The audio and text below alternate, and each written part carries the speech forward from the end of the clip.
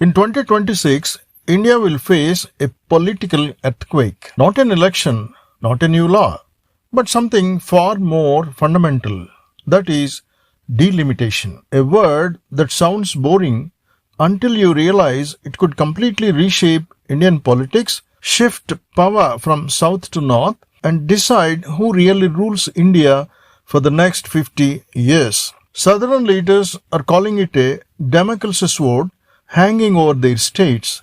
But why and what exactly is at stake? Let us break it down. Delimitation simply means redrawing the boundaries of Lok Sabha and state assembly constituencies in a way that each MP represents roughly the same number of people. It is enshrined in the Constitution under Articles 81 and 82. A delimitation commission, whose decisions carry the force of law, is appointed to do this job. The idea is fair. One person, one vote, one value. But here is the twist. In 1976, during the emergency, the number of seats was frozen, first till 2001, then again till after 2026, to encourage family planning. This meant states that controlled population would not be penalized by losing seats. Now that the freeze is ending, India's political map is about to be rewritten for the first time in 50 years. Back in 1971, when seat allocation was last set, India's population was about 54.8 crores. Today, it is 142 crores. Uttar Pradesh alone has more people than Brazil, but the number of Lok Sabha seats has not changed. Still 543. That's like trying to fit double the passengers into the same bus. Overcrowded and unfair. 2026 will be the reset button.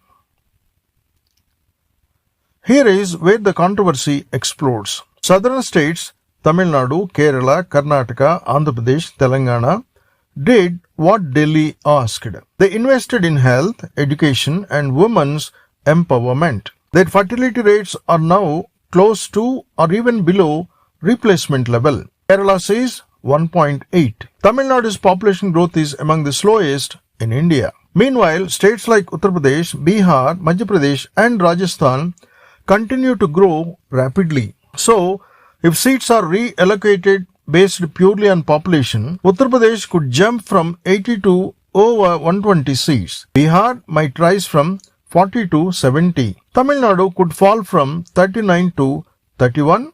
Kerala could lose up to 8 seats, going from 20 to 12. Andhra and Telangana together might shrink by 8. Even if the Lok Sabha is expanded to 888 seats, that is the maximum capacity of the new parliament building, the South's proportional weight will still drop from about 24% today to something much lower. In plain words, the North gets more power, the South gets less.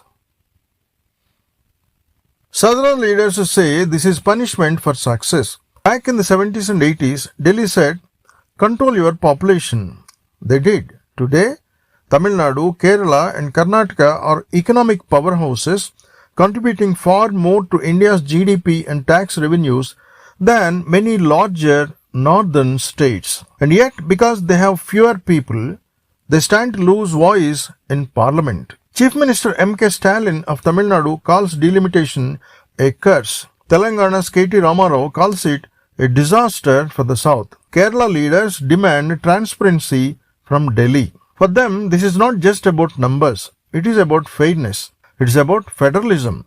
It's about whether contribution and development should matter as much as population. There is also a party political twist. The BJP dominates in northern states, Uttar Pradesh, Bihar and Madhya Pradesh. If those states get dozens of extra seats, the BJP's position in parliament could be cemented for decades. Meanwhile, in the south, especially Tamil Nadu and Kerala, the BJP struggles. Losing seats there means those states' voices get weaker nationally, while the BJP's strongholds gain louder voices. So, southern parties see delimitation not just as unfair, but as politically tilted. There are more layers. SC/ST reservations will also shift, giving northern states more reserved constituencies. The 15th Finance Commission already reduced southern states' share of central funds because of lower populations. Delimitation could make that worse. Gerrymandering fears. Redrawing lines can be manipulated, a fear amplified by examples from countries like Nepal.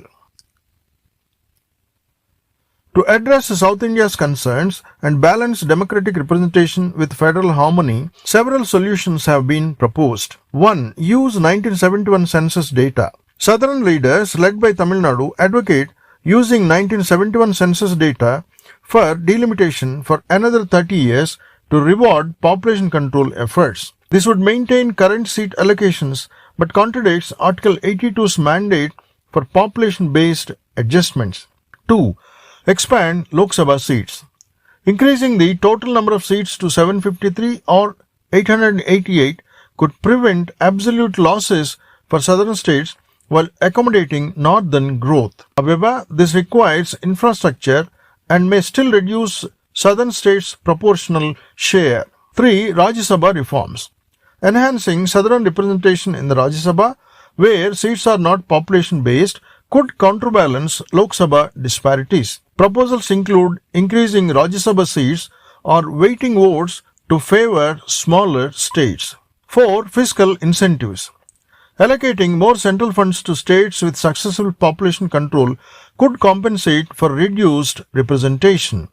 Experts suggest a balanced approach with enhanced fiscal devolution to preserve cooperative federalism. 5. Cap seat gains or losses. Limiting the extent of seat changes, example, capping gains or losses at 10%, could prevent drastic shifts in power while adhering to constitutional mandates. 6. Strengthen local governance. Enhancing representation in state assemblies and local bodies, as suggested by some experts, could address democratic needs without altering Lok Sabha seats. 7. Transparent delimitation process. Involving southern states in consultations and ensuring the Delimitation Commission operates transparently can reduce fears of gerrymandering. The Commission should include diverse representation to address regional concerns. These ideas try to balance democracy, one person, one vote, with federalism, fairness between states. Delimitation 2026 is not just about redrawing constituencies. It is about redrawing power. It raises a fundamental question. Should representation be based only on population? Or should development, contribution and fairness also count? The answers will decide not just how India is governed, but whether India stays balanced as a federal union where every region feels its voice truly matters. So, what do you think?